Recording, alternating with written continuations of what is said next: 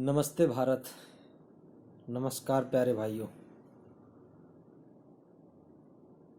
समय की विषमता इस समय मेरे हिसाब से अपने पीक पॉइंट पर है। कठिन समय जिसको कहना चाहिए वो सबसे पीक पॉइंट पर है। अब क्या निवेदन करूं आपसे, क्या कहना चाहूं मैं, कुछ शब्द समझ में ही नहीं आ रहा है कि क्या कहना है। क्योंकि गांव और कस्बों में, छोटे छोटे गांव कस्बों में जो लोग रहते थे वो अब तक ये समझ रहे थे कि ये बीमारी जो है ये बड़े शहरों की बीमारी है, ये हमारे यहाँ नहीं आएगी। क्योंकि दो दो जो पहले लॉकडाउन हुए उनमें उनने ये निष्कर्ष निकाला कि हम सुरक्षित हैं, हम अपना काम कर सकते हैं, हम अपना धंधा पानी कर सकते हैं और ये बीमारी यहाँ नहीं आएगी। लेकिन अब समय उससे विपरीत हो चुका है और जो हमारे मजदूर भाई थे, बाहर फंसे हुए थे, वो धीरे धीरे करके गांव में और कस्बों में आ चुके हैं और आ रहे हैं। अब अगर मान लीजिए 10,000 मजदूर आते हैं तो ऐसा तो है नहीं कि 10,000 के 10,000 मजदूर जो जो भाई हमारे मुंबई, महाराष्ट्र, दिल्ली, गुजरात, पंजाब ऐसी जगह से आ रहे हैं जहाँ संक्रमण ज़्यादा है, बहुत ज़्यादा फैल चुका है, तो सारे मजदूर तो सुरक्षित होंगे नहीं। ये तो पक्की बात है कि 2-5% संक्रमित लोग ना आए। तो कहने का मतलब मेरा ये है कि समस्या जो गांव और कस्बों के धरातल पर अब शुरू होने वाली है, असल रूप में अब शुरू होने वाली है।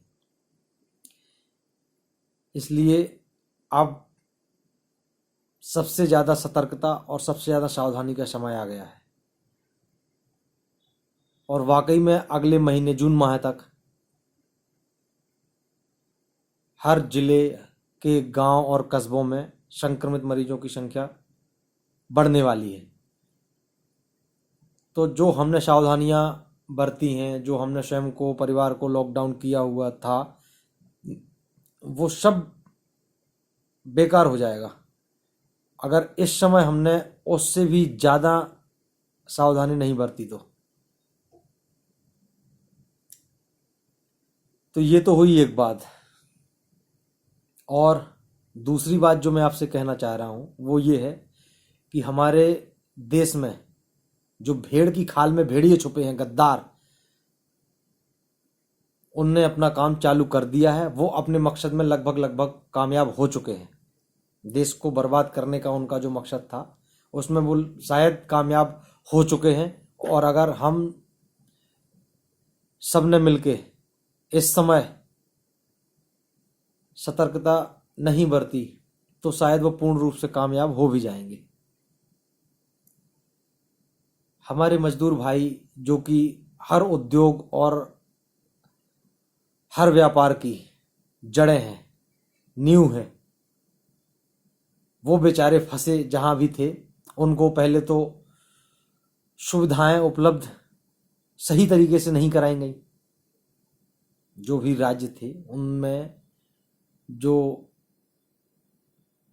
सतर्कता होनी चाहिए थी वो उनने नहीं दिखाई, वो जागरूकता नहीं दिखाई मजदूरों के प्रति।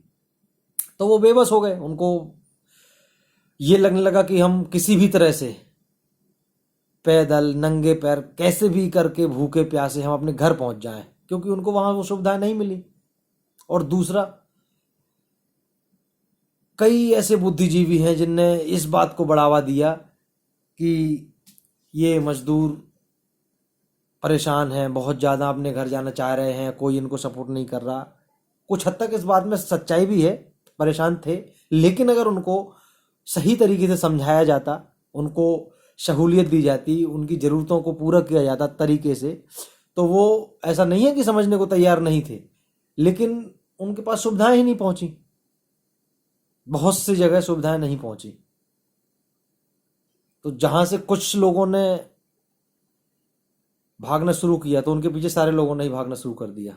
तो जो गद्दार ये फैला रहे थे कि वहाँ बसें लगी हुई हैं, सारे लोग जा सकते हैं, हमने व्यवस्था करा दी है, फलाना ये वो, सब अफवाहें जो फैलाई, तो उनने जो उनका मकसद था कि संक्रमण देश के सभी कोनों में बढ़िया तरीके से फैल जाए, वो ये चाहते थे कि संक्रमण सारी जगह फैल जाए, क्योंकि इसमें बहुत बड़ा नुकसान होने वाला है।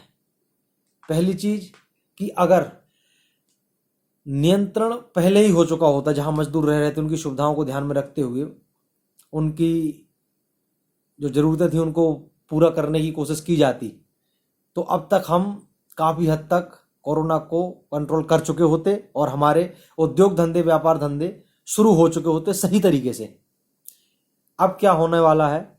अब ये होने वाला है कि मजदूर जो कि पलायन कर चुके हैं महानगरों से, जहां सारे उद्योग धंधे उन्हीं के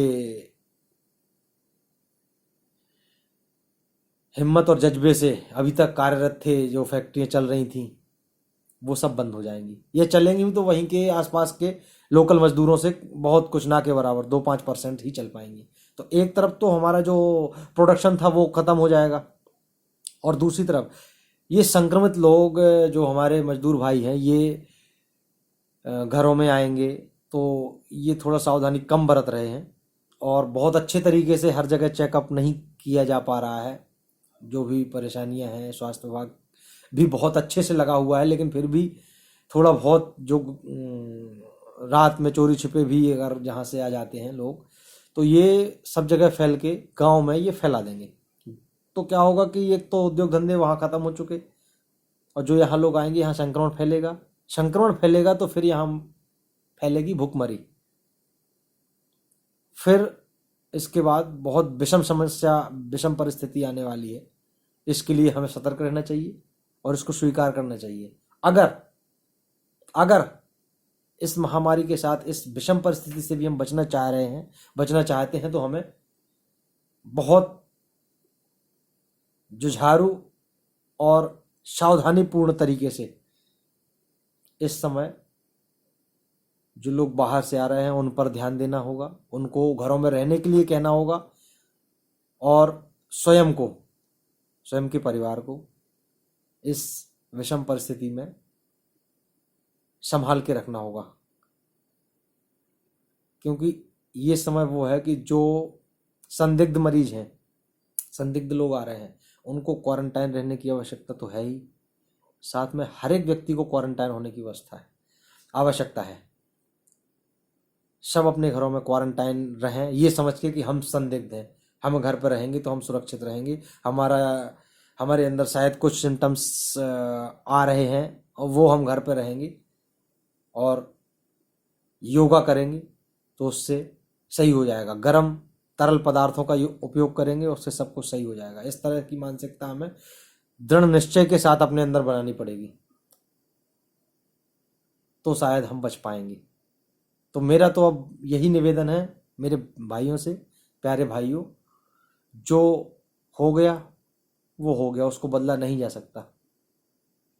लेकिन अगर हमें इन भेड़ की खाल में छुपे भेड़ियों को हराना है तो ये अब बहुत टेढ़ी खीर हो चुकी है। लेकिन अगर फिर भी हम चाहते हैं कि हम स्वयं को बचाएं, अपने देश को बचाएं और इन गद्दारों के मंसूबों को कामयाब ना होने दें, इन गद्दारों को इनका जो टारगेट है उसमें सफल ना होने दें, तो हमें संकल्प लेके इस समय जो हमने पहले किया वो तो आवश्यक था ही, लेकिन अब परम आवश्यक हो गया है, बहुत ज़्यादा आवश्यक हो गया है कि अब हम सबको क्वारंटाइन होना चाहिए, भीड़ कम से कम लगानी चाहिए, नए आने वाले लोगों से बहुत दूर रहना चाहिए, और अगर कोई संदिग्ध मिले तो उसकी जानकारी स्वास्थ्य विभाग को देनी चाहिए, या सबसे पहले कहीं से फ़ोन से, मोबाइल से उसको संपर्क करके कि भाई अपनी सावधानी, अपने परिवार की सावधानी आपके हाथ में है, आप स्वयं जाकर, बाहर से आए हो आप चेकअप कराएं और स्वयं अपने घर में जिस तरह से भी हो, जिस विषम परिस्थिति में